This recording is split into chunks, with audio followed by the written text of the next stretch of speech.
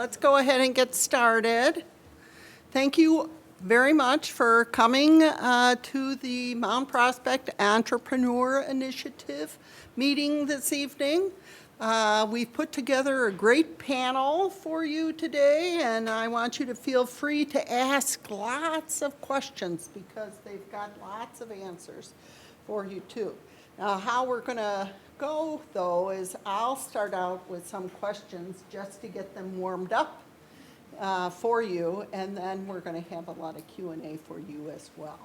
So just to get a little bit familiar with us and then with you, I'm Fran Carroll. I'm a volunteer mentor for SCORE. SCORE is an organization that is the Service Corps of Retired Executives. We provide tools, resources, and mentoring for small businesses throughout the life of their business. So from the point in time it's an idea in your head till you want to sell the business. We have 10,000 volunteers nationwide in all different areas of expertise and industries. So we can usually find somebody to provide the expertise that you might need at any one point. I have pamphlets and my business card over there as well. So let's go ahead and meet our panel. If you wouldn't mind, briefly introduce yourself, tell us about your business, and anything else you want us to know initially. Sarah, why don't you go ahead and start? Well, good evening, everybody. I don't think it's on. All right, there we go. It's okay. My fault. It was lit up, so I was like, oh, it's working. Well, good evening. My name is Sarah Cervantes, and I am the manager of the Illinois Small Business Development Center at Harper College. We are also a program under the SBA, similar to SCORE. We provide one-on-one confidential business advising and educational workshops to people who are looking to start or grow a business in Illinois. We at Harper have a team of 7 business advisors, and they all specialize in various areas of business, from finance to marketing. We have somebody who's an expert in restaurant and hospitality, social media and website branding, development, SEO, so a wide range of expertise. And our team can help you with one-on-one business advising at no cost. So all of our services are at no cost to you. Last year, we saw about 300 clients and had over 970 advising hours, and we helped our clients secure just under $2 million in funding to start or grow their business. So that's kind of us in a nutshell. We're really proud of the work that we do and excited to continue contributing to the success in the small business community. And I'll pass it over to... Hi, David Rowe. I'm a local attorney. I've practiced about 35 years, and I handle commercial litigation, so I'm in court, state and federal court quite a bit for a variety of contracts that may arise. It's all primarily commercial setting, so business versus business or some consumer business transactions. The other half of my practice is small business advising. I represent about 100 corporations and then advise a lot of new businesses in Mount Prospect, and my office is in Mount Prospect for the last 12 years or so now. Thanks. Oh, you're all set. You got your own. Hello? All right. Hi, everyone. My name is Isaac Melton. You want to take this onto the stand? Here we go. All right. Again, Isaac Melton. I'm an owner, a co-owner of Kepri Kitchen and Coffee right here on Emerson Street. My partner, Tatum Drews, couldn't be here with us today, but she sends her regards. So we are a scratch kitchen, coffee shop, and tea house. We actually initially formed our LLC in 2019. We opened up Kepri Cafe in Albany Park area of Chicago in 2020, 5 weeks before before the actual pandemic shutdown. So we have pivoted quite a bit to get where we're at now, changed up quite a lot, and I'm sure we'll talk a little bit about that as we go on. But we're grateful to be here in Mount Prospect, again, our second location. This location is 4,000 square feet. Our Albany Park location is about 1,500, so almost 3 times the size. So we do a little bit more out here in terms of events, but it's a similar setup for both locations. So yeah, happy to be here and share a little bit about our process with you guys. Thank you very much for those introductions. So now let me hear from the audience. How many here already have a business? 1. How many are thinking of starting their own business? So the majority of you are thinking of starting your own business, so great. It's good to get that background. So let's start with the first question. Sometimes people, when they're considering opening a business, want to hear about the challenges and lessons learned along the way in your entrepreneur journey. So briefly tell us about the biggest challenges. Now, Sarah and David, I would also like you to speak from the point of starting your businesses, because even though you both are in a position to service small business, you also had to start your own businesses as well. So let's start with Isaac, though, since he's the small business owner, and then we'll go to our other panelists. All right. Well, you said brief, which is difficult because there's a lot of challenges. Like I said, we opened 5 weeks before the COVID shutdown. We initially wanted to be a large kind of event space and also have tea, coffee, and some food as kind of a secondary option. But when COVID happened, obviously that was not happening. So it was a lot of pivoting. I think that's one of the main things that I think you need to be able to do as a small business owner is be nimble, be able to change, be not necessarily kind of stuck in one mind set, be able to maneuver. And that's what makes being a small business owner really fun and exciting as well, is you are able to do some of those things that larger corporations can't do. They can't be as nimble and as quick and agile as a small business owner. So that's one thing. I also think it's really important to surround yourself with the right people. You will quickly find out that as a small business owner, what you end up doing initially, at least, is not what you signed up for. What you love to do is not necessarily what you're going to have to do. You're going to be the IT person. You're going to be HR. You're going to be all those advertising, all those areas of your business that you didn't necessarily think that you wanted to do, but you're going to have to learn how to do those things. So surrounding yourself with those people that know that stuff, or at least, being able to get advice from those people. And I think somebody once told me it's very important to hire slowly but fire fast. Again, surrounding yourself with good people and making sure that the people that you're with know how appreciated they are, because I think it kind of flows down. I mean, we're in the customer service field, and that's number one priority. So if you are not serving your employees just the same, it's not going to flow, and they're not going to do the same thing for you, for the customers. So I think that's very important to have people with the same mindset that you have in your business. Again, I think I could keep going, but I'll pass the mic for now. Yeah, there are so many areas that you can talk about. I'm going to focus on just one area, and that is pricing your product or service so that you receive a profit from that. It's so difficult for people to enter into an area and try to figure out, what am I going to charge for this? What will the market bear? What is the most I can charge? Do I want to come in and offer the deepest discount? No, never. Don't ever do it.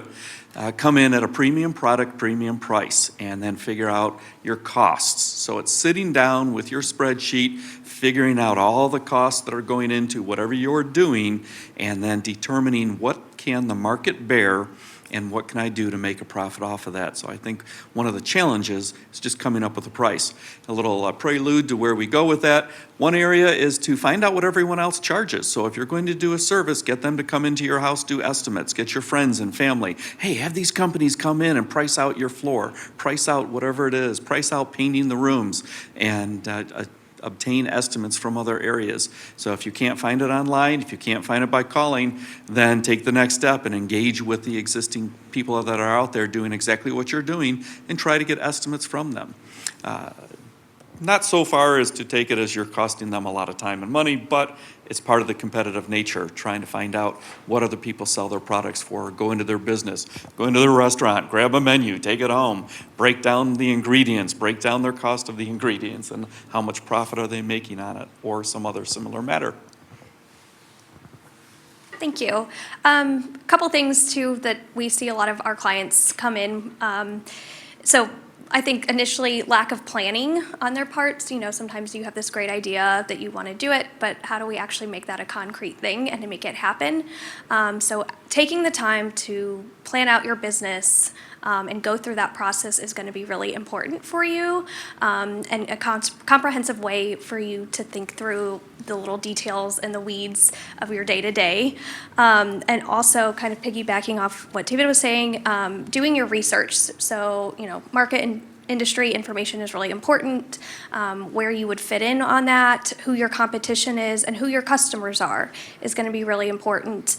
I'm going to do a plug for us here, but October 29th, we are hosting a workshop, Positioning Your Business for Success, and that is exactly what it's focusing on, databases and tools that you can use at your local library to find that information and how to maximize that and use that to help you plan and set yourself apart from your competition. I was wondering, I had just jotted down there to see if there was any one tool that you recommended to your clients most that they use in helping develop a plan. Great question. So the SBA does have a lot of templates online, like SBA business plans, but as far as like market and industry research, we have at this SBDC have access to a couple tools, Reference USA and oh my goodness, I'm drawing a blank on the other one. But we have two tools that we use regularly that can pull information for you. And then also your local libraries are a great resource to have access to those databases for free. I too have recommended to people to come to their business librarian because they have wonderful databases that they have access to help do research on this. So are there any missteps that you may have made in the beginning process for your business? Isaac, let's start with you again. And then you, David and Sarah, could maybe talk about any big misstep you might have seen in one of your client organizations. Yeah, again, I'm sure you want me to be brief, but we could be here all night about missteps. But, ultimately, they're all, part of the process in learning. And I think you have to acknowledge that there are going to be missteps that have been made along the way. I think with me and my partner, I think we have at times allowed emotions to come into play, whether it's somebody that we're working with or a vendor or something like that, where we've let the emotions affect business decisions, and I think that's where it gets tricky because you're putting your heart and soul into this, and you'll find out quickly, especially if you're in the customer service arena, that you're going to get feedback from everyone about how they think that you should run your business. You're going to get the negative Google reviews that you have no control over. And so there is a lot of emotions that come into play, but making sure that you've done the research, you've talked to the right people, you've gone on site to other places, whether it's competitors or not necessarily competitors, but other similar businesses, and figured out exactly where you should be, whether it's pricing or marketing or whatever the case is. But when you know that you've done the research that needs to be done, it takes out some of that emotion, and you can make those decisions a little bit easier, even though that's always going to be in play. So I think that would be one of the major things that I would point to. May I ask you something? Yeah. For what you just shared with us, that is price management. And for your future step of the business, you take in consideration with the backup plan what to do if something similar would happen?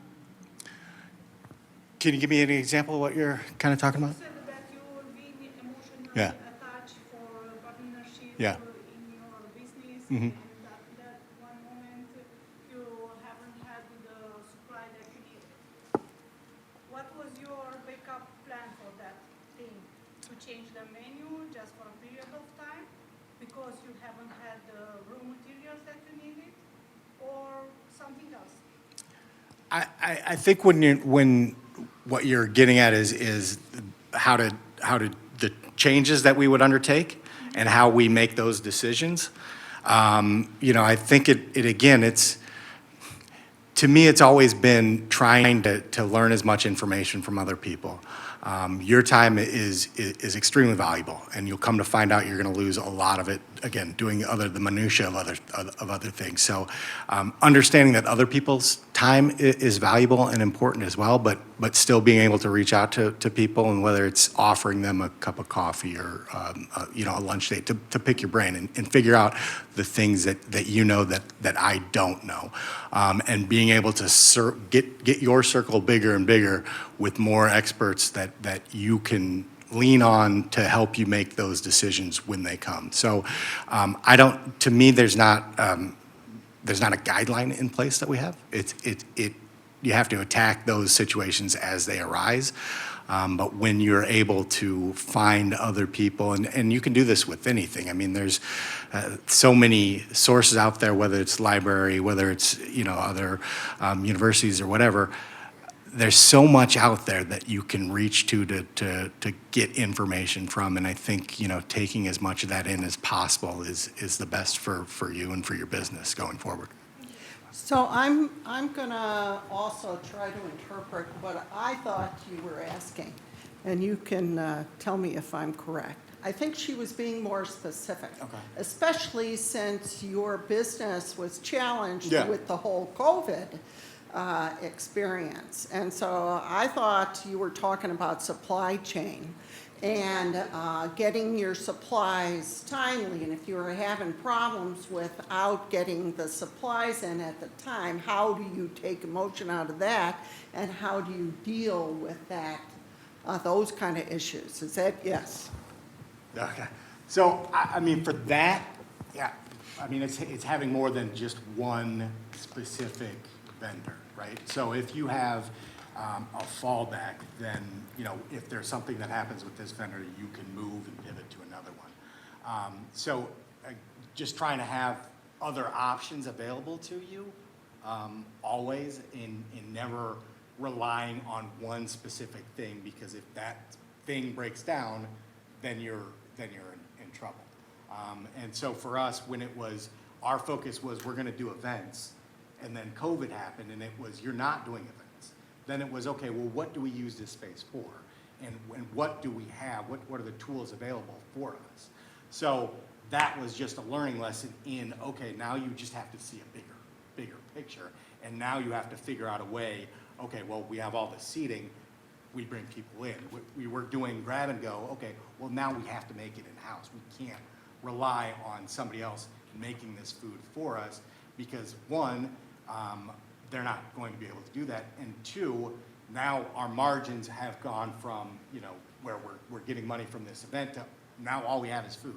So we have to shrink those margins. Mm-hmm. So we now have to focus on, let's do this in-house. We'll figure out how to do that. That was, we had Tatum had a great friend who was in the restaurant industry, so we could help tailor a menu to us that wouldn't be so varied that, it was out of our hands, and we couldn't do that. We couldn't make that menu work. it was limited, and then we grew from there. So small steps, and then we built it out from there to where it is now, where, you know, we have breakfast, we have lunch, we have soups, we have salads, and the menu has grown into what it is now, where it didn't start like that. It was very limited, very focused, and just continued to build. So I hope that answered your question. Sorry. Yes, yes. Because I'm from Europe, Yeah. and I'm comparing what you are making us right now with what was happening in Europe at that moment. And I try to understand the mindset in here versus in there, and that's it. Yeah. Thank you very much. So, David, missteps? that you've Missteps, experienced? and that's why people come to me, because they have a problem. Something went wrong, something happened, some usually business-ending event took place, and then they're calling me up, finding out, how can we fix this, what can we do?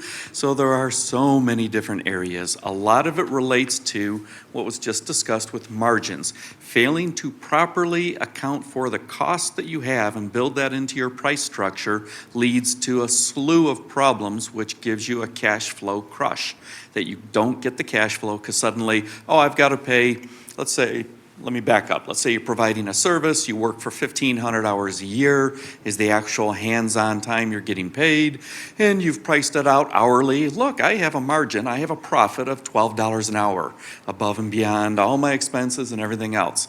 And then suddenly there's an insurance bill for $1,800. Well, your 1,500 hours, that just took $1 an hour off of what your margin was, your profit, above and beyond everything else. So it eats into it very quickly. A reverse way of that happening in many industries where people work for cash and take both the checks that run through the books and then a lot of cash that comes in, and they take just the cash payments. Those businesses, suddenly if they have an interruption of some kind, and if they have insurance, the business interruption coverage essentially pays you what you would have made when your business went down. So you have insurance coverage to really pay you your profit.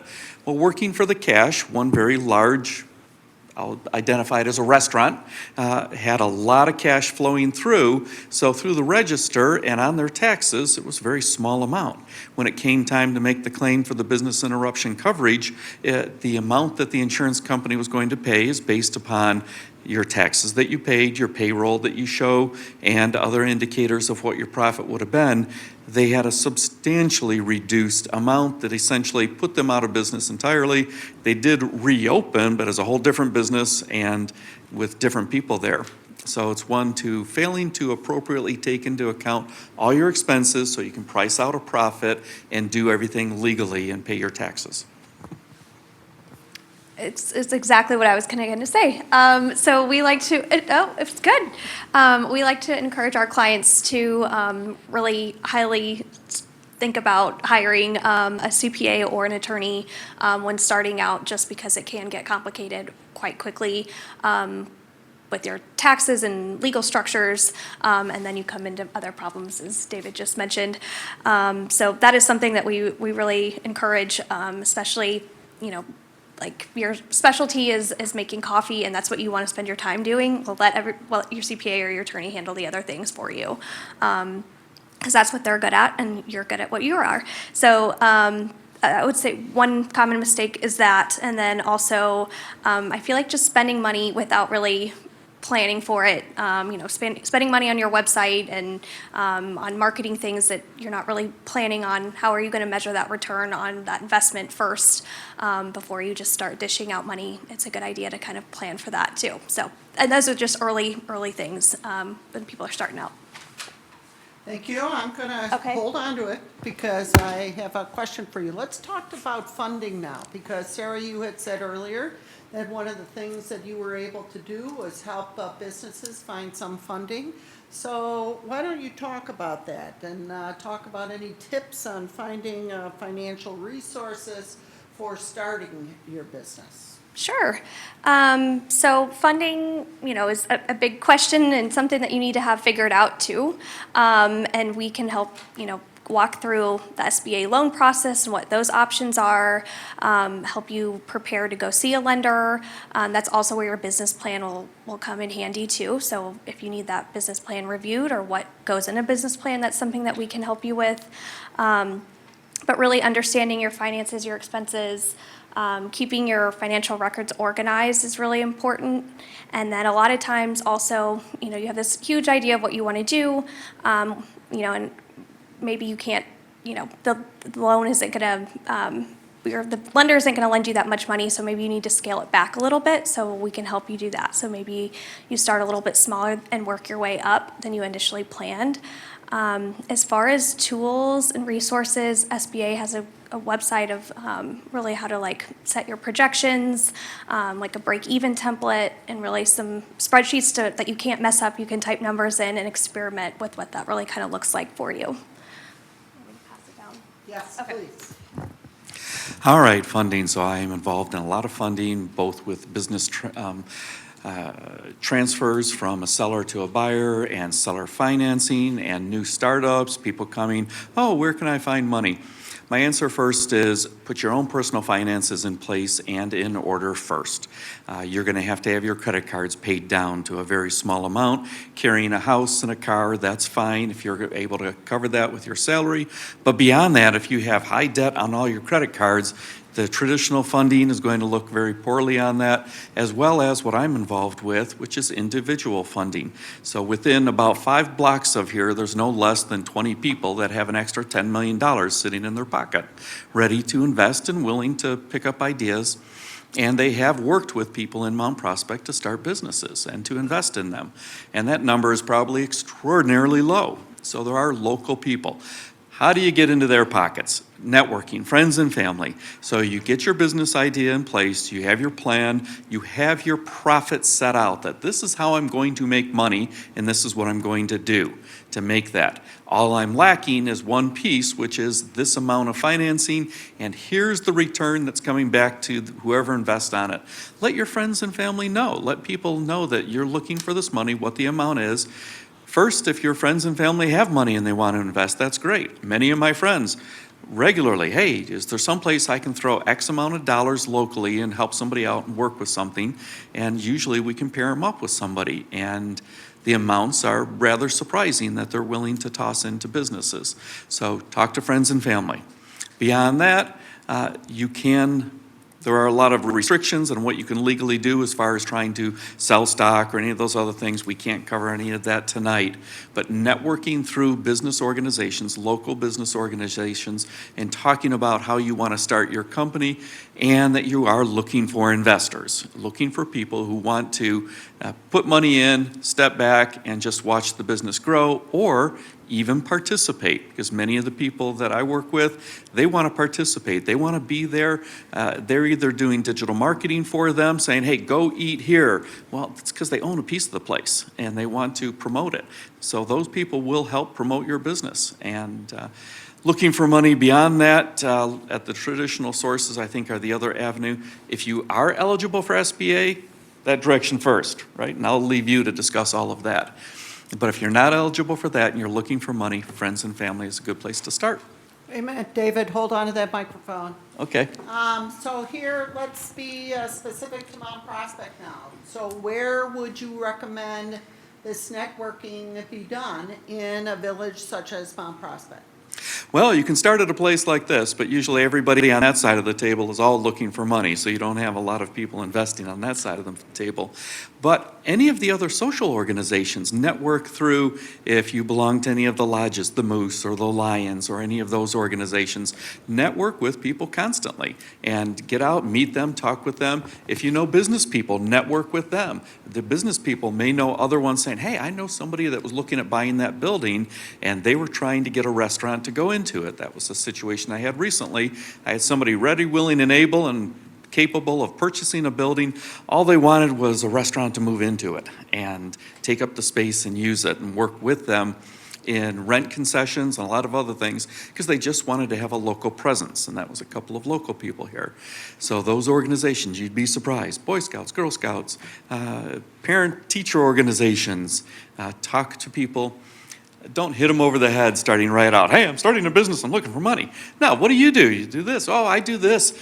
but I'm really working towards, and then engage with them, sell them on your idea, get them interested in it, and then you add to that, yeah, and I'm looking for funding. As soon as I get $400,000 from 3 to 8 people, I'm in business. Whatever, drop the number, and you'd be surprised that people sit there. Well, I know a couple people with 100 each, and that sounds like a really good idea. Let's talk more. They're not going to write a check, but those conversations happen, and they happen more often than you'd think. Isaac, how did you get started with your funding? Well, I would first echo Sarah and David's sentiments. I think SBA is a great resource. I think planning is huge. Getting, your business plan put together and with specific fact-based numbers behind it. So you're not just saying, okay, well, I'm going to go in there and throw out these numbers. You're going to do your research and find out, okay, well, in my position, when we were trying to open up, a coffee shop, I figured out how many people were by the Brown Line, Kedzie Brown Line stop in Albany Park. So I figured out how many people actually used that Brown Line stop. So I had a tangible number of people that I could say are walking by my window every day. Again, this was before COVID, so things changed after COVID and people weren't necessarily walking by. But I had that number. And then I could go figure out, okay, well, how many coffee shops or what numbers do coffee shops do in general? And I could put that in my business plan. I could figure out, okay, if my space can hold 40 people and I can charge X amount of dollars and I plan on putting on 3 events a month, I can multiply all that out and figure out, okay, and then figure out from there, what are my costs for putting on those events? I'm gonna have to pay, okay, is it music? Am I gonna have to pay licensing? Is it, stand-up comedy? Am I going to have to pay those people?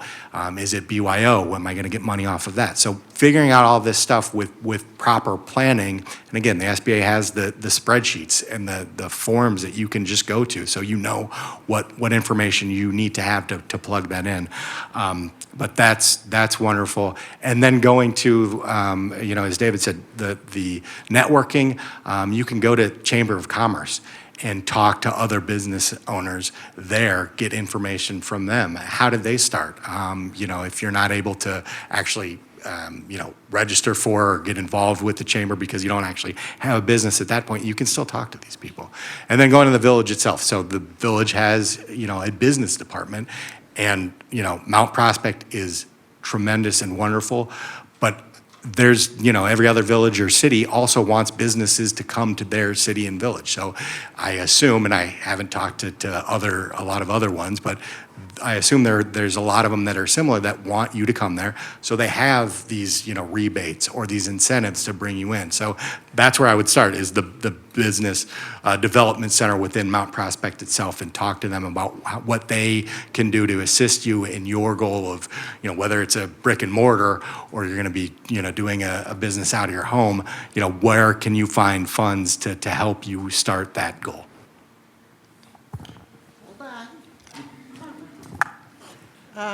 Great information about funding. So let's say now we have our initial funding to start.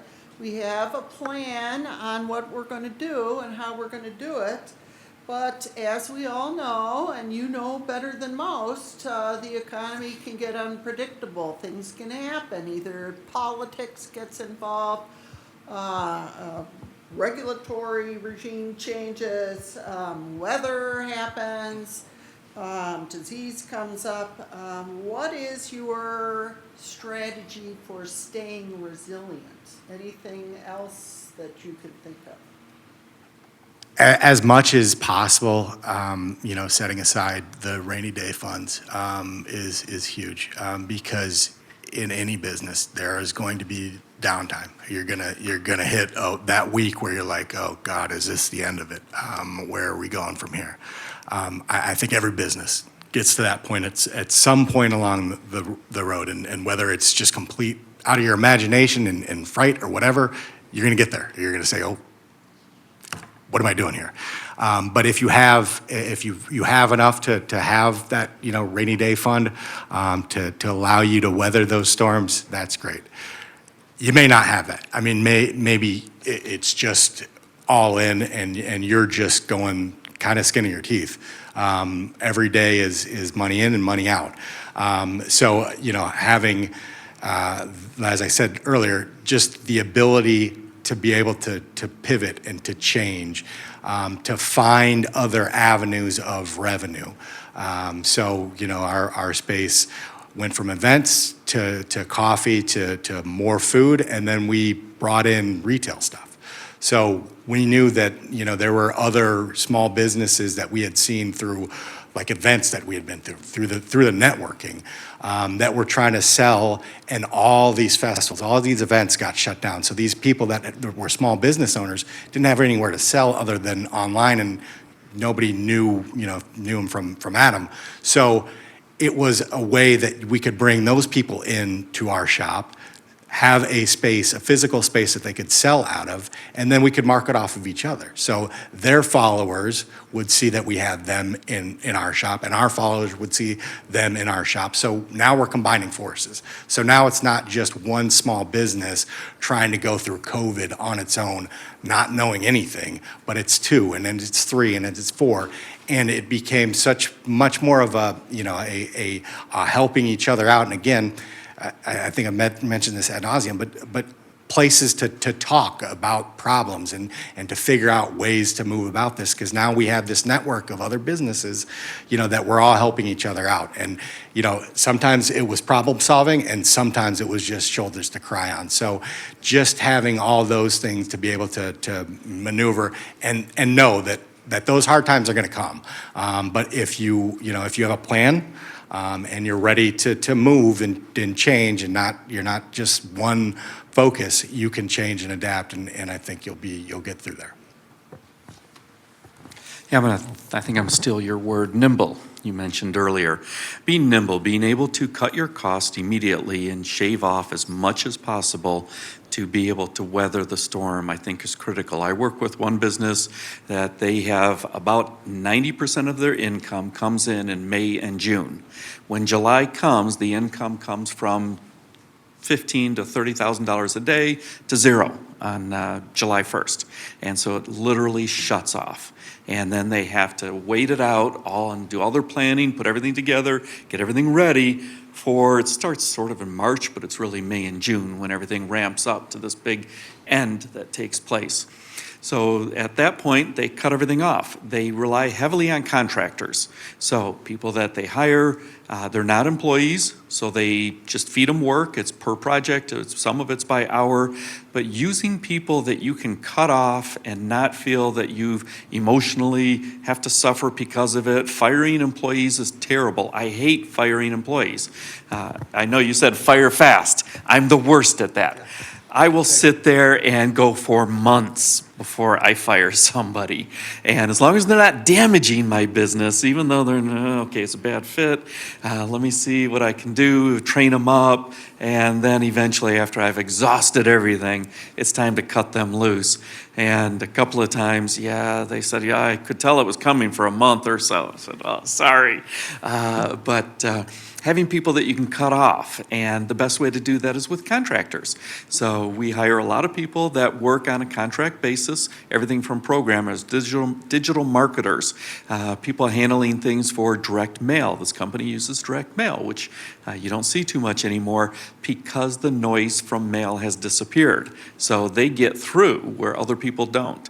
So this company, as things shut down or as the income stops, they cut everything down, and there's one single employee who's actually on salary, and that's it.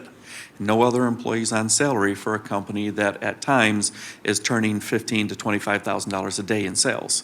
So it's a way to cut those costs and trim back. Have a plan in place. What happens if I'm going to run out of money? Great. Having money saved for a rainy day, that doesn't happen during the first year or two of starting a business. You're just trying, you're wasting money, you're losing it all over the place, and you can't bank up that rainy day fund. So having an ability to pull back quickly and contract and cut off subscriptions, cut off monthly payments, cut off everything you can in order to be able to keep your life going, and hopefully then figure out where is the profit. How do I pivot What do I change to make profit in order to be profitable in this type of environment? One last example of that, the e-bikes, e-motor, e-razors, and everything else that's on the market right now. There is a tidal wave of legislation coming through that is going to shut the companies down. And so all of the little electric motorcycles that you see right now on the road that the kids are riding that are truly motorcycles, they're now all illegal. And so those companies that have been churning those out and making lots of money, they're going to have to pivot because that product is not going to be legal in the U.S. anymore. So it's one that they're going to have to change. So things like that can happen, and that's happening on almost a weekly basis right now, just a wave across the entire country changing up that whole industry. So if I were in the business of manufacturing and selling e-bikes, I would be looking at what am I going to do? Sales are going to end very, very quickly, and we'll see where that goes. Sorry, long answer. No, that's great, thank you. Just a couple quick things. I would say, be ready to continue to learn all the time because I don't think that ever stops. Secondly, I think this is also where knowing your customers really comes into play because, who are they? What is their life like? Where do they live? And how you adapt to meet their needs is really important and something that could be helpful whenever you're going through an uncertain time. Thank you. David, this question is just for you. You had talked previously about seeing clients when they had a problem. So what is the role attorneys can play throughout the entire entrepreneurial process, not just dealing with that problem? All right, so let me start with identifying who do you need to be able to call right from the very beginning. And in my opinion, it's first CPA. That's who you line up first because he or she is going to guide you on a lot of the finances, a lot of the investment. Is this going to be depreciated? People think, I'm going to invest this money and then I'll be able to write it off the first year, and your CPA comes back and says, yeah, it's a 7-year write-off. So you dropped $50,000 as an investment and only 1/7 is written off, and so you don't get that tax break on the rest of it. So CPA, that's the first. Next is an insurance agent. You need to figure out what insurance coverage do I need? What is absolutely the minimum required? Does your business involve a motor vehicle? If it does, you need a business auto policy. Do you have people walking into your place? Then you need a general liability policy. Are you serving food?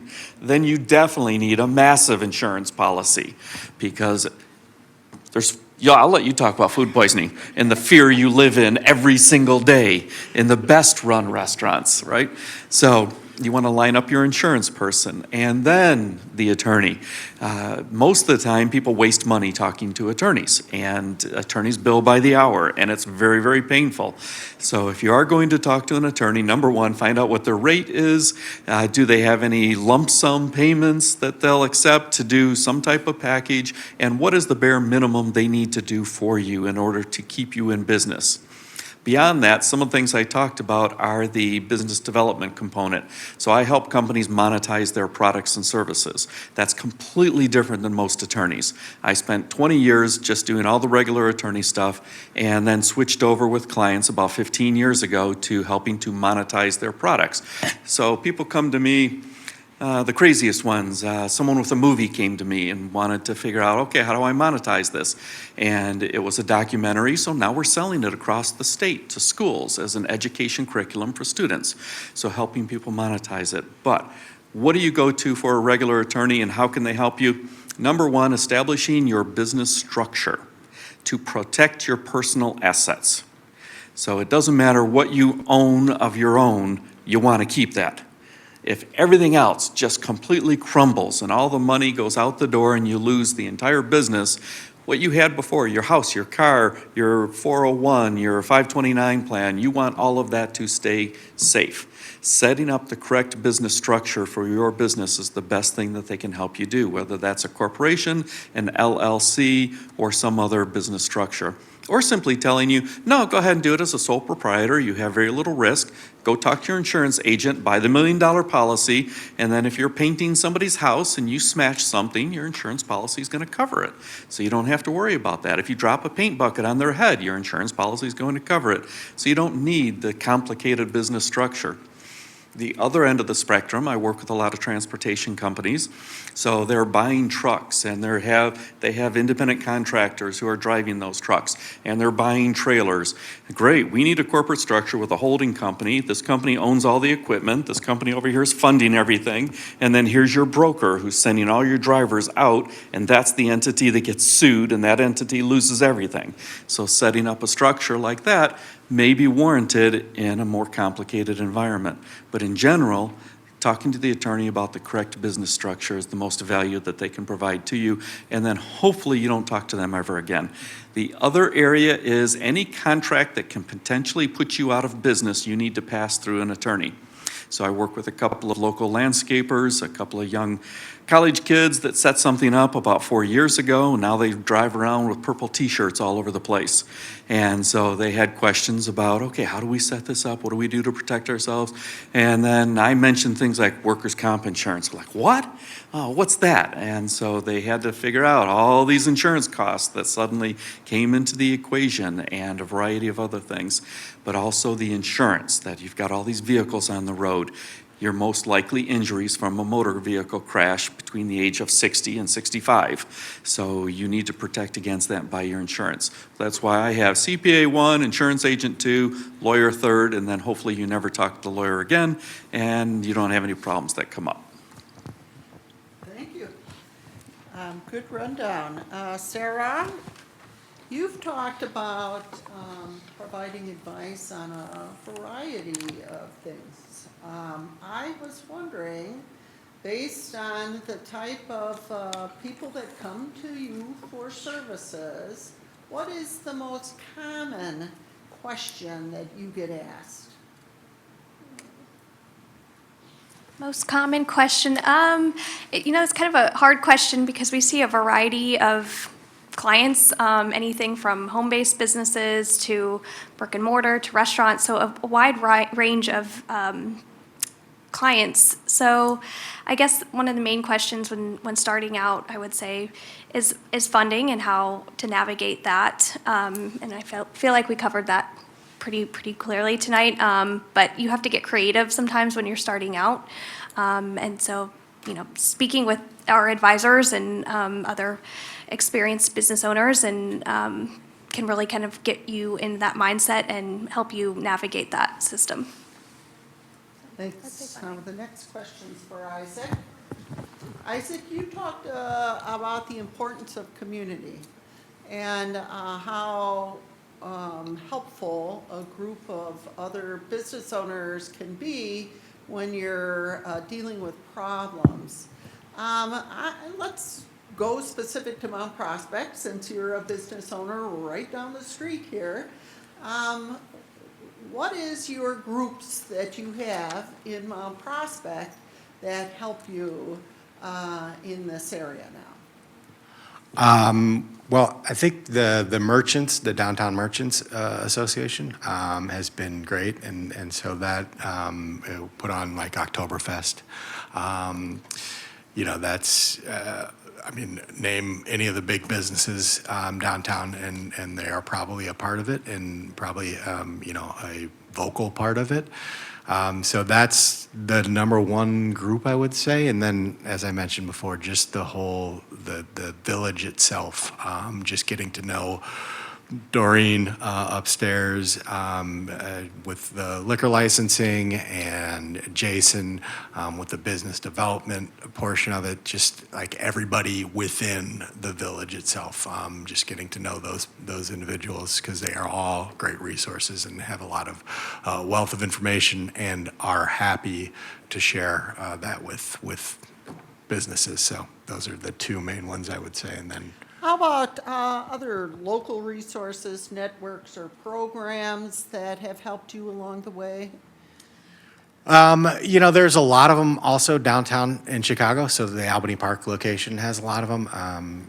There's a million different Facebook groups or social media groups. A lot of them are worthless, but there are good ones out there. And there's a lot that I'm may not be an active participant in, but I see them posting things. And, you can still get information that way. You don't necessarily have to be active in that. And I think it's really the only reason, besides my kids, that I keep a social media page, to post pictures of my kids, and then to look at those types of groups, because, again, they can be a lot of good information. Again, they may be from, the other side of the country, but they're dealing with similar issues. It may not be the same clientele, it may not be the same client base, it may not be the exact same thing that you do, but there's still a lot of, information that you can pull from people that are just walking this path of being business owners, starting up, navigating, the oddities that come with this, whether it's, the tariffs or, hiring issues or whatever the case is. Other people are dealing with it, and just to know that those people are out there is helpful. One more question. How do you stay motivated and inspired to keep going?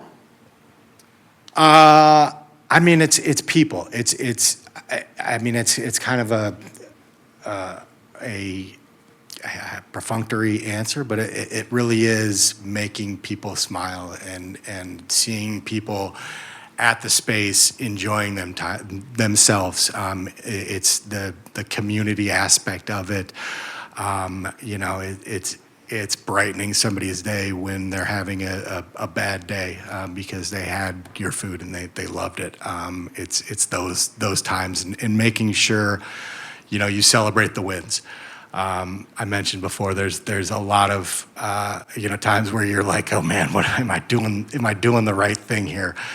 So it's really important to take time and celebrate the victories when you get them. And even if they're small, take that time and pause. You're kicking butt. Take that time. Thank yourself, thank your people, your partners, your employees, your customers, whatever it is, and making sure that you're enjoying the good times, because it is worth it in the long run, but it definitely is hard. So make sure that you're appreciative of all that. Thank you. So now we're at the point in time where we're going to open it up for questions from the audience. And I'm actually going to try to see if we can get that other microphone to work, because I'll bring it around, because we'd like to be able to hear the questions. So when you raise your hand, if you have a question, we'll bring the microphone around, and then you can either ask the whole panel, ask any individual person on the panel, whatever question it is you have. So, anybody want to go first? All right. Thanks. Thank you everyone for coming out tonight. I have a question for Isaac. When choosing a second location for your business, what was it about Mount Prospect that made you choose this location as opposed to Arlington Heights, Park Ridge, Des Plaines? Was it anything to do with working with the village? Was it lack of competition, or can you talk a little bit about that? Yeah, it was, we started looking 2 years ago probably, and it wasn't a for sure we're going to do another location. It was just kind of just putting feelers out there. So again, it was kind of just a background of, finding locations that we wanted to be in, locations that were close enough to the Albany Park location and where we live. And we live in Prospect Heights, so, we're 10 minutes away. So location was really important. We have 2 kids, small girls. So, the time that we're not spent in our car traveling to one of the locations is more time to be at home. So it was really important to be, close proximity. And so we had just we'd got a realtor, and we were just looking at potential locations. Evanston and that kind of north suburb was kind of some of the stuff we were looking at. And we happened upon this location, and it spoke to us. And so, we got numbers from there and numbers of other locations, and those numbers match with what we wanted to. And then we talked to the village, and the village matched what we wanted to. That kind of, all in on us as a business was exactly what we wanted to. And, the just location was huge for us too, because you're by a train, there's a Starbucks there, but that's not really to us a competitor, because we're doing different things than them. So it was all those things combined to be like, this is it. I mean, this is a spot. And then, once we started kind of putting out there that we were going to be here, the community and talking to people in the area, friends that we knew that already lived here, and then new friends that we had gathered from, just a social media post or whatever. The welcoming nature of it was like, this is what it is. So it was kind of all those things. I hope that kind of answered your question in a long, rambling way. No, you touched on that part where I was going to ask about competition. Because the Starbucks right there, I didn't know if that was... The Starbucks is right down the street, so I didn't know if that was a consideration as well, because they're, adjacent. They also sell hot drinks, but not really like your menu. Yeah, and funny, there's a Starbucks a block away from the Albany Park location. So ultimately, I mean, we, especially this location, we think of it much more as a restaurant than just a coffee shop. But I mean, if you want to call somebody a competitor, you're going to find a competitor, around the corner anywhere you go. I mean, Dunkin' Donuts, is that a competitor of us? Is Mrs. P and Me's a competitor because they serve food? I mean, ultimately, we're doing different things than them, and we don't necessarily have to worry about, a Starbucks or a Dunkin' Donuts, because that's not our core audience. And ultimately, it is a situation where if we bring more business downtown, then there's more customers for everybody. So, if we're doing what we need to be doing, then there's going to be plenty of customers that are going to come support us, and they're still going to go to Starbucks. We don't necessarily, knock each other out. Right? It's not a zero-sum game here for any of the businesses. To me, at least, that's kind of how I feel about other, businesses. I think we all can help each other out, regardless of, whether one customer may come to us on one day and to our neighbor the next day, if that makes sense. No, I agree with that. Thank you. Yeah. Anyone else have a question?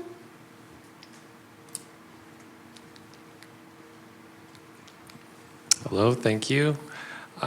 So this is for any of the panelists. So let's say you've done all the planning that you possibly could. You've done all the worksheets. You've picked out the drapes and the color of the tile and everything. You've got your projections, but we've all heard the statistics about the success rate of businesses. How do you psychologically, I guess, get to a point where you feel like you're ready to take the leap, and you feel like you're confident enough in this idea and this concept, while of course not really knowing whether it's going to actually succeed? That question's for you. It's hard, but I mean, I think it's with anything in life. Like if you've done your research, you know where the pitfalls are, and you're not going to know all of them, but you've done the groundwork to get yourself into that position.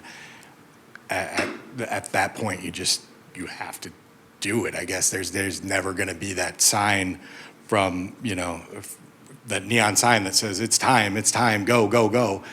You got to do that. But when you do all the steps that we've been talking about, you've talked to SBA, you've got your your insurance person, you've got your CPA, you've got your attorney lined up. When you have all these your ducks in a row, it's time, and you're never going to get the clear answer. But I think when you're ready. I mean, there's nothing more that you can do other than just spin your wheels and wait for that sign that's never coming. So, I mean, do it, but plan first. Yeah, when you're ready to work every day, every evening, every weekend, and make this a success, you're ready to go. So that's what it takes to start, is your singular focus is on making this a success. You're energized, you're excited about it. You want to do this every single day, at least for a little while. Then I think you're ready to go. And you do it and you try. As long as you're not going to lose your house, you're not going to lose your kids' education, you're not going to lose, your entire personal life, and you've got that separated, and you're willing to risk whatever this pot is over here, which includes maybe your time, 3,000 hours for the next year or something. If you're willing to lose that and you're still excited about it, yes, go, you will succeed. The statistics on the businesses that fail are really deceptive, because most of those fail due to lack of planning. So those businesses that plan, the success rate is actually quite high, and with the exception of restaurants. Number one area of failure. So tremendous, when a successful restaurant happens, that person is truly very successful. So for most other businesses, the success rate is actually quite high for those businesses. And I know I already kind of touched on this, but I'm going to say it again. Think about starting small. So can you start in a farmer's market? Can you start selling, on a smaller scale and really kind of testing it out and seeing what you can improve on before you launch everything, So that's what my advice for you. Oh, that's great. Can I I'm just going have- to add, Oh, sure. since I'm up here.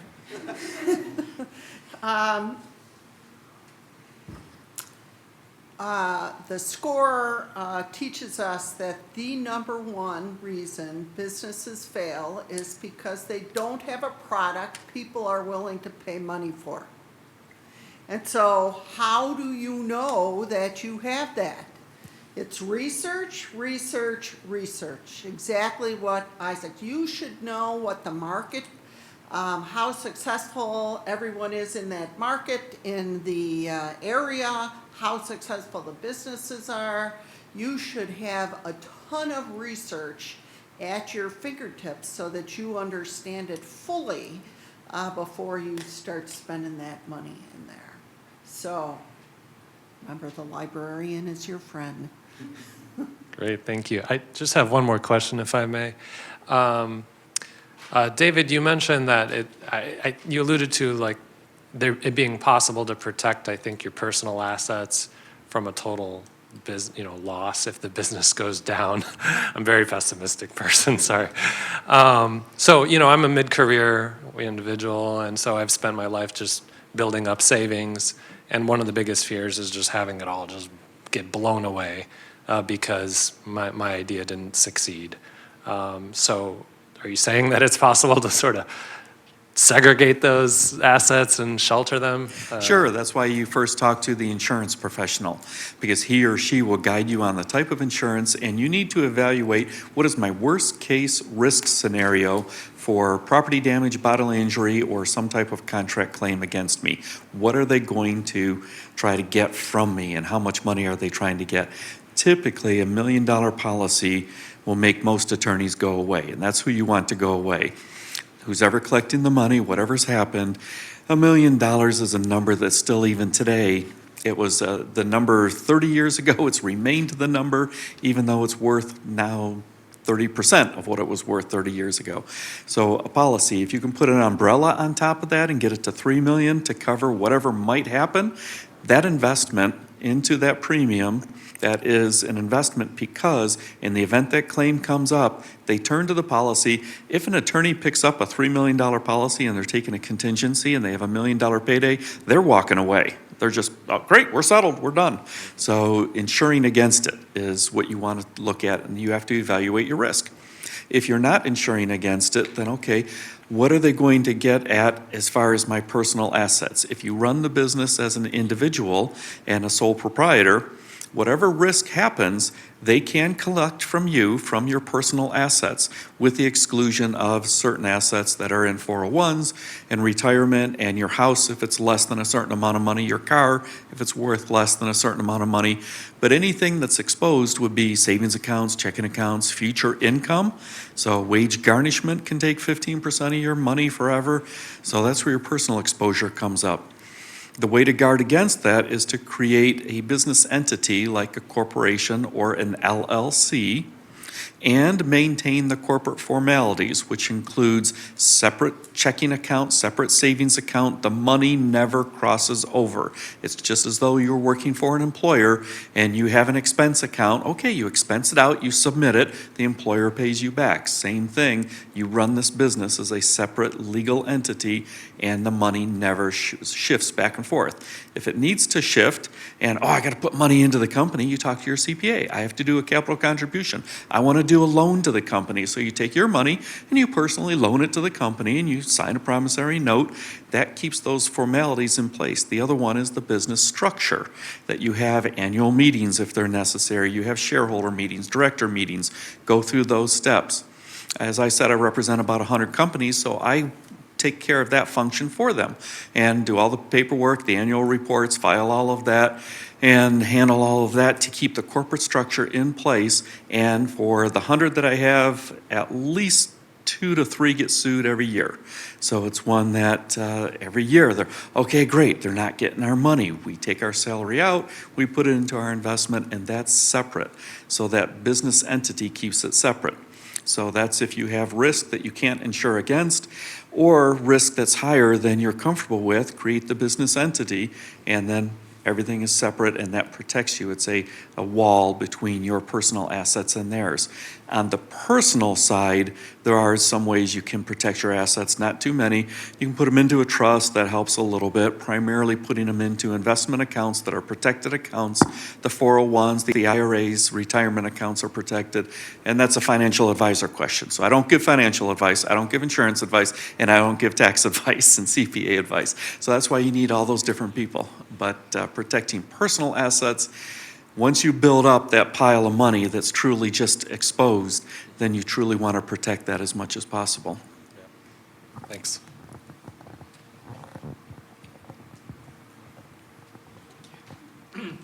Hi, thanks for coming out here.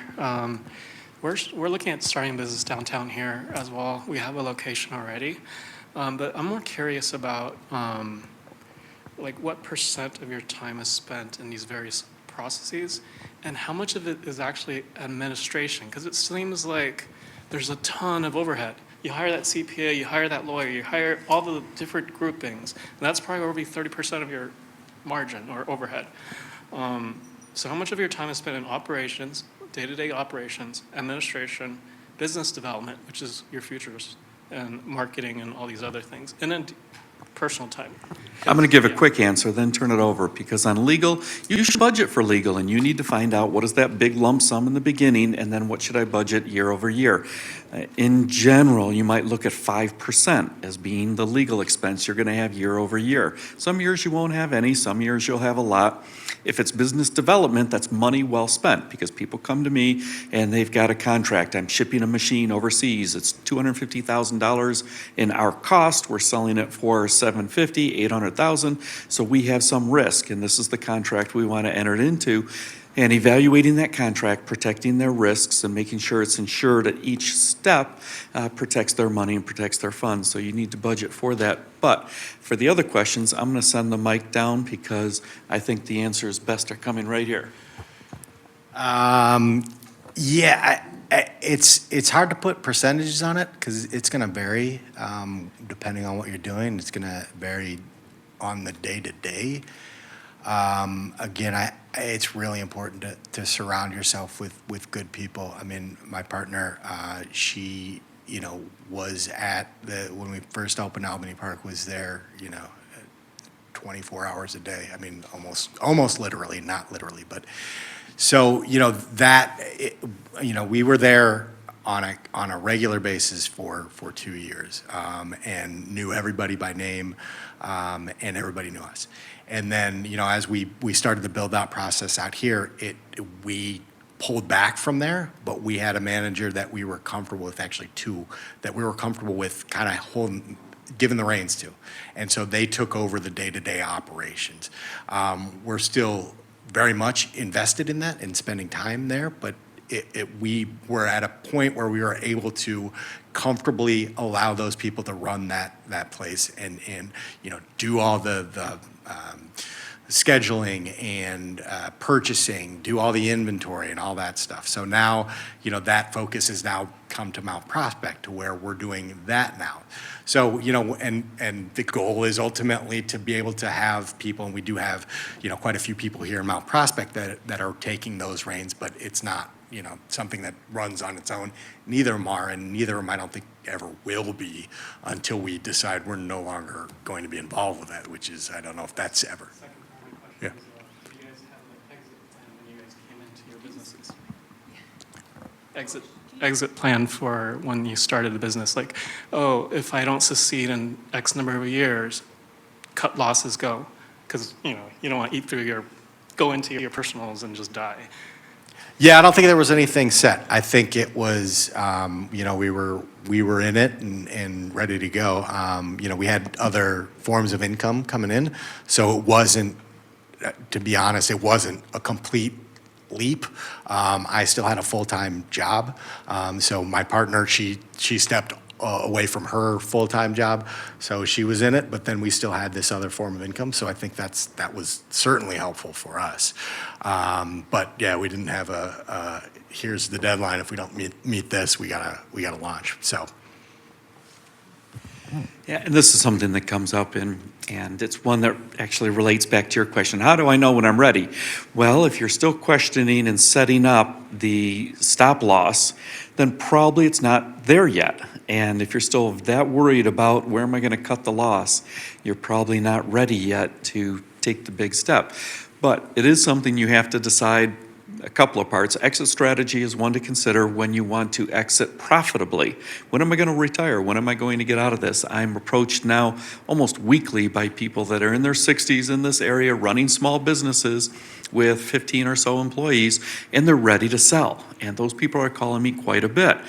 And they're saying, okay, I want to sell this month. And no, you're going to give it away this month if you do that. If you want to sell, we can do that in a couple of years. So setting up an exit strategy of, okay, I'm going to build this business and then maybe stop about this point, that's great. That's a successful exit strategy. On the other stop loss, where am I going to pull the plug on it? You really don't know where that is until you get there. It's one of those things that you're never really going to know. If you know ahead of time that, okay, I'm going to go into this, I'm going to lose $200,000. As soon as I lose $200,000, I'm out. That's what I do when I go to the casino. I go in, I have my $100. That's all I take into a casino. That's all I can suffer. And I say, I'm going to go. This is going to be entertaining. It's going to be a lot of fun. And I'm going to come out of this $100 less. And it's going to be a great night. And yes, I go and I lose my money and that's it. So my stop loss is, yes, I plan to lose the money. So the flip of that is, don't plan to lose the money. Plan for success. And as soon as you say, okay, I can't hold back anymore. My friends say my food's delicious. The people I talk to say this product is the best they've ever used. I know that there's people, 2% of the market want to buy this today and 40% want to buy it the next year. So we're going to sell this. Great. It's time to go. I recommend to everybody, put your finances in place, take the leap and try it. If you can do it as monetizing a hobby where you keep your day job, and if you can do this and you're going to work those extra 4 or 5 hours every single night and you're going to work weekends on it and you can put in at that rate another 16 hours a week or so, then you can put that into it. There are a lot of hours in the week. People work a 40-hour week or so. You have 125 hours in a week that you're awake. So there's a lot more time beyond that 40 that you can put into a whole second job. And if you can do that and keep the day job while you're monetizing your hobby, while you're doing something else, absolutely, that's the entry. Farmers markets were mentioned earlier. I love farmers markets. I love food. I belong to the food truck group. I belong to the food cart group. I belong to a variety of different restaurant groups. So join those. Those people motivate you and leap. Take the chance and go for it. I can't top that. Nope. So, okay.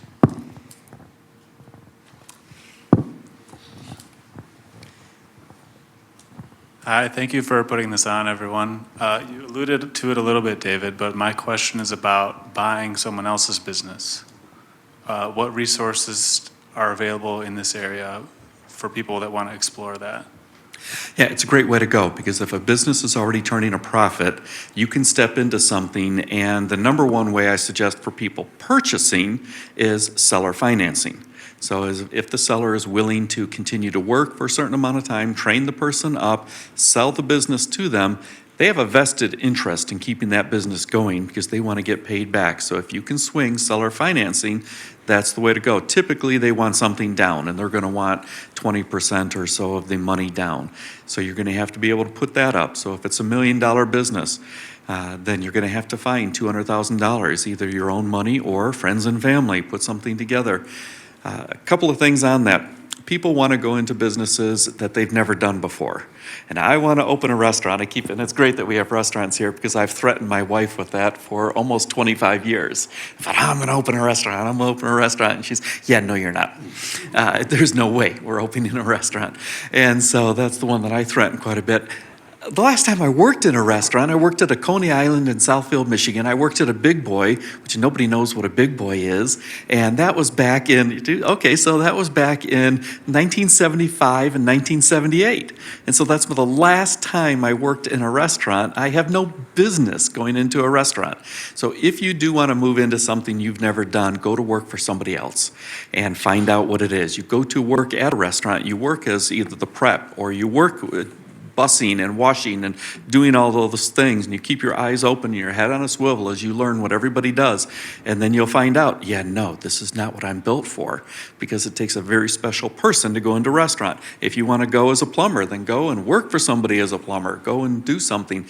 So don't leap into something you've never done. Go to business and go to school on someone else's dime. So get paid by them to do that business and to learn everything you can about that.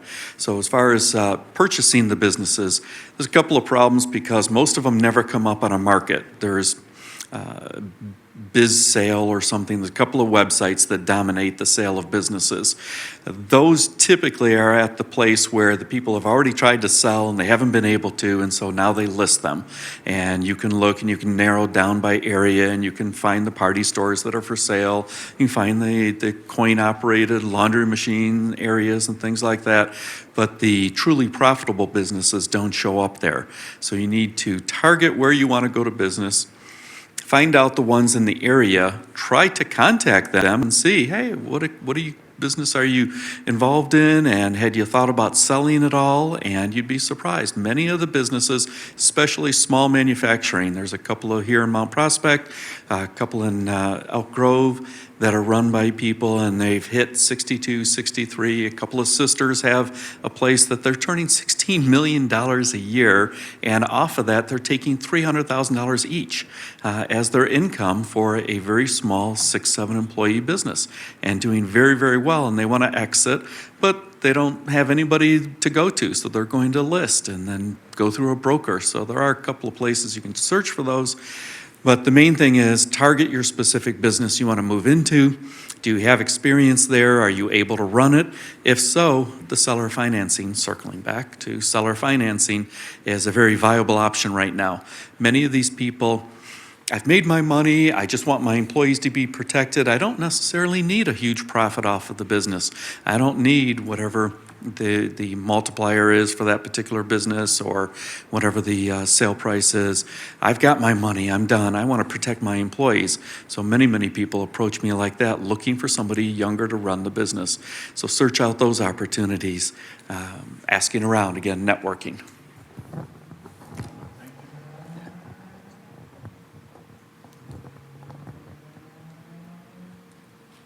Others? Go again.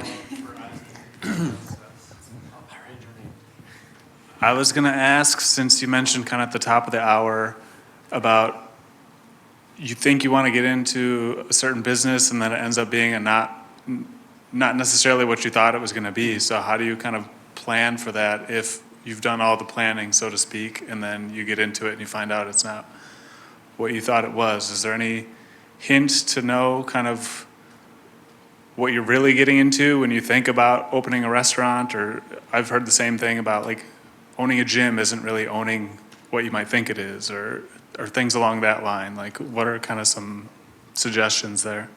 Yeah, I mean, I think it's talking to other gym owners or restaurant owners. I mean, I think owning any business, especially if you have employees, is going to involve a lot of time that isn't just whatever that love that you have, creating food, working out, whatever it is. You're going to necessarily have to deal with other things, and that is, the marketing aspect of it, dealing with your employees, being, the person that's doing the hiring, doing the, working with all these different unique personalities in a small space in Albany Park, 1,400 square feet. There's 5 people there, and there's not an actual back room. The restaurant is kind of out in front of you. So, when you have 5 people, they're all great, and I love them all to death. But at times, with anybody in that situation, you're going to have, not your best day, and there's going to be some butting heads. So you got to deal with that, the managing of the personality. So I think it's doing as much research as you can to find out what are those areas that either I'm going to have to deal with as the owner. Am I going to do my own, marketing? Am I going to do all the social media posts? Or am I going to find somebody, hire them to do that? Am I going to be able to pay somebody else to do that? You may not be able to initially, but that's something you set aside. Okay, well, 6 months down the road, I want to at least have, this person take over this role within it. So I need to set out and plan for this salary of X amount. And you've done the research to find out what is that salary of a good social media person in the area to do that. So okay, I'm going to spend this, and this is coming out of my, the income that I'm trying to make. But I know that I don't want to do that. And so I'll find somebody else to do that. So just doing more planning, I guess, is the theme here tonight. I'll give one more plug for SCORE. SCORE has a website, score.org, and they have numerous recorded webinars out there that have been given by experts all over the country. And one of the common ones that I've seen is, Am I Ready? And talking about starting a business, how to do that plan. So they've got, and they're only 1 hour, so they're usually in good short snippets so that you can sit down and listen to it. But I would encourage you all to go out to the website, and I'm sure there's one in an industry or a topic of interest to you. Any other questions? Yes, ma'am. Just really high level, quick, I think this is for Sarah. Can you just really high level elevator speech advantages of getting an SBA loan, or why would someone pursue that? Sure.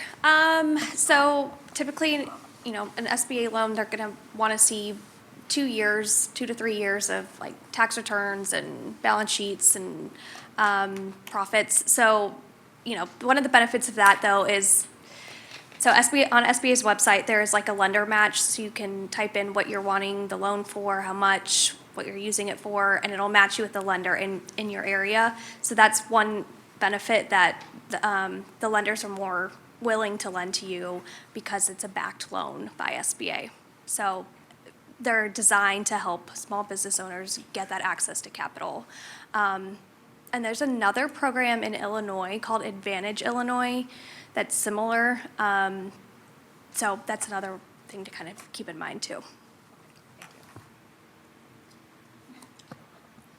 Can any of you discuss the balance between raising money from investors and getting a loan to sort of just fund the business up front, like going 100% loan or 50-50 or whatever it is? What are the factors involved in deciding where the optimal balance is? Do you want to take it, or? I'll give some input. I don't know that I can answer the whole thing. The investors are going to be calling you every single day. How's it going? What do you need? What's up? The bank isn't going to be calling you unless you're late on your payment. So the first difference between the two that you're going to immediately recognize is that SBA is going to stay silent. The check gets deposited in your account. You start to use it. You start to pay it back, and it's and as was pointed out, it's guaranteed by the SBA. You're actually borrowing from a bank. It's just if you default, the SBA is going to cover it. So it's one where the bank isn't going to be calling you every single day. But if there are personal investors, they're going to be coming by, they're going to be eating at your restaurant or whatever your services are. They're going to be looking at your Google reviews saying, oh, somebody really dinged you. What was up with that? They're going to look at your Facebook. So the activity from an investor, even if they're a hands-off, is going to be hands-on. So it's one that you have to be prepared for that. If somebody's giving you a big chunk of money, they're going to want to see, hey, I saw you posted that you were in Cancun. What was that about? And how did that generate income for your business? So you have to be ready and prepared for that and have an understanding with them about, okay, when are you going to contact me? What are we looking at? Here's your return, or your return is a capital improvement over the years. You're not getting any payments for anything. So you're either the equivalent of a shareholder type investor, or it's some balloon loan 5 years down the road, whatever it may be. So you have to have a clear understanding with them. If you are going for any personal money, friends, family, anybody, put it in writing. I highly recommend you have an attorney look at it, give suggestions about it. Family can be the worst. And as far as Christmas dinner, sometimes it's never the same. Dave Ramsey is someone that has a whole bunch of YouTube videos. Watch a whole bunch of Dave Ramsey and see what he says about borrowing from friends and family. He's absolutely never, never, never. Well, it's the reality. We have to turn to those people. I turn to those people at times. And I have parents, and now my cousins have turned to me, and other people have turned to me. So it's that back and forth that happens, and you have to. But as far as the major difference, I think that's going to be the one that you'll be surprised by the activity level of the individual investors. Sometimes it's appreciated. They're out there, they're posting, they're saying good things about you, they're talking to people, they're handing out your business card and trying to assist you in any way they can. Sometimes it's very difficult because they comment about the vacation to Cancun. So I think those are probably the most significant differences between the two. As far as the actual debt, SBA, I don't know what their process is on a personal guarantee. The ones that I've seen that have come across my desk have a couple of areas to them. I think one was a threshold under about $250,000. They did not request a personal guarantee. Above that, they did. The personal guarantee is something that I tell everybody, avoid it at all costs if possible. What you are promising is if the business fails, this legal entity, this separate company fails, I personally will pay you back out of everything that I have, and they can execute against all of your collectible assets. So it's one that if you are opposed with signing some type of personal guarantee, good time to talk to an attorney and say, okay, what's my risk on this? They want a personal guarantee? Yeah, I'll guarantee it, sure, I promise. Well, you've just promised everything you own in your life that's not protected. So avoid the personal guarantee, but it's very unavoidable. With individual investors, they're always going to have personal guarantees. They're going to want to collateralize things. They may want your piece of your house. They may want to be, okay, I'm second on your house after your mortgage, and we're going to file that on your house. And it motivates people to make sure the investment turns money. So the other big difference is how much they want for security, what do they want as far as a piece of your life, and what are you going to end up paying them back. I think probably lastly, interest rates with the bank are going to be much better than an individual investor. So a bank in today's rates, I don't even know where they're at, but an investor is going to be 16% and up. So personal investor separate that you don't know is going to be a very high percentage. A friend of mine lends a lot of money, and he's over 20%. So he does a lot of short-term lending on construction projects less than 1 year, and he's 20% plus on loaning things to people. So the interest rates can be a killer all over the place. That particular investor, it's project-based. Typically, somebody's into it, doing some project. At the end, they're selling off everything, and they don't care that they're paying 20, 24% on an 8-month loan. So a whole different type of structure. So be sure you understand all the different components of it. I keep going on. One last thing. From a bank, you're going to get a truth in lending statement. It's going to tell you everything about it, the cost of all the financing, the total amount of the debt. Yeah, personal lender, no. It's just barely short of loan shark from most personal investors. Something more to add? Yeah, I just, there is a lot of different types of lenders, and when you say personal, there's like the equity groups that is kind of on that spectrum. There's merchant cash advances. There's a ton of ways to get money. Be very careful. I mean, some of these are, you have like daily payments that you have to make that, you're ultimately going to pay back twice as much as what you borrowed from them. And it's a no-nonsense type of, okay, you've missed a payment, you're defaulted, we're taking you to court right now. So just be very careful. I think that's why SBA is so important, because it's something that you can trust. There's an SBA Express loan, which is under $250,000, which has a lot less paperwork than a normal SBA loan. It's not personally guaranteed, and it's pretty quick turnaround if you meet the criteria. But yeah, just again, look through and make sure you know what you're doing and getting into. Do your research about all that stuff, because there's a lot out there, but there's a lot of, the loan sharks and people that aren't looking out for your business, they're looking out for their bottom line. I had heard, you can correct me, that SBA moved that they were requiring personal guarantees on all their loans. I can't speak to it. So check that. I'm just saying that I heard that. So just check it.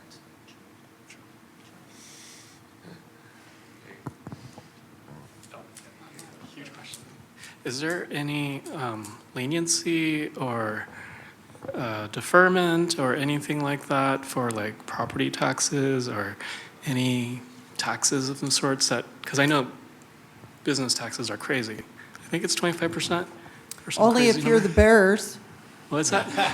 Oh, no. Yeah, They get do you deferred. mean income tax on that? Is that what you're talking Property about? taxes and any other taxes that are From the, Well, it's for all- physical from the location state and the usually. village and All the income tax, and this is a CPA question, so I can't answer that, but in general, big picture, all businesses that I'm envisioning everybody's here on, you're taxed at your personal rate. It's going to flow through to you individually. So whatever your rate is now, you're going to be taxed on it at that same rate. So I'm not sure what you're talking about, but again, think he's not tax asking- advice. I think he's asking whether or not you could get a grant or something that would, or the village to say you won't have to pay Mount Prospect property tax. Like say you're starting up and you have 6 months or a year before you even make anything. So is there a deferment? Yeah, or exemption? Not that I'm aware of. I'm also on the Economic Development Commission for the Village of Mount Prospect, and there are TIF funds that are available in a designated area. These are very small components, and they can help, but it's not the big chunk of the taxes. The Cook County taxes, no, there's no deferment. Most of the things, if you're in a rental, your landlord, no, they're not going to defer any taxes or cover anything. So whatever model you have that may be a year before you turn profit, you should probably look at how can I partner with an existing building that's in an existing location to get things up and running, and then when it's starting to turn profit, can I then leave that personal incubator and go off on my own somehow? So any model that would take a year or so to generate revenue is something to look at very, very closely. I'm a big believer of revenue from day one. When you go into business, you should be making a profit and having revenue flow on day one. Even if you're not making a profit, as long as there is revenue flowing and money's moving, you can keep a business going. When the money stops, then you can't. That's the problem. So any business that would be a year out before profit is something that you're going to have to look to venture capitalist or loan shark type of arrangement. If you're looking for like a leasing, renting from somebody, I mean, that's somebody you would talk to your landlord about having a deferment of your Or any like the rent. startup phase where you have to renovate and you have to buy equipment and everything. You're negative in the beginning, for sure. Yeah. I mean, as far as the government's concerned, they don't care. And I don't think that's anything that, I mean, especially if you're talking about sales tax or especially paying employment taxes, that's not something you ever want to mess around, because that, regardless of whatever your structure is set up, they're going to come get their money from you real quick.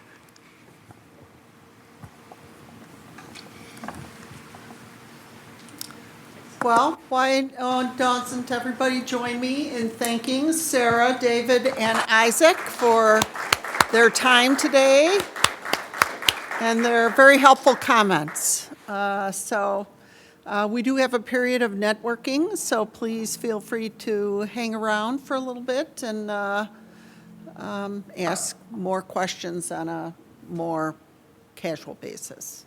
But that's the end of our presentation.